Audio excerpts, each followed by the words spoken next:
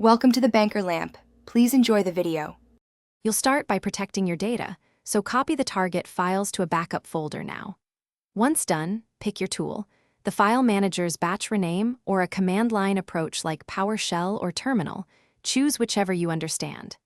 Next, open the folder, enable Details View and sort by name or date so patterns are obvious.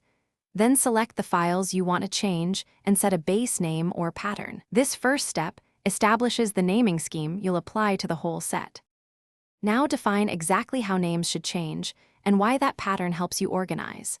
In a GUI tool, set prefix, suffix, find and replace, or numbering.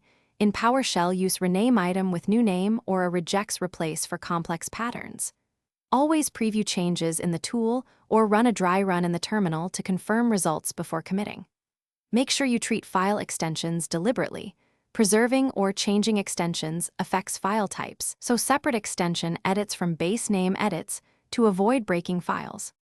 Execute the batch rename and watch for immediate errors so you can stop if something's wrong.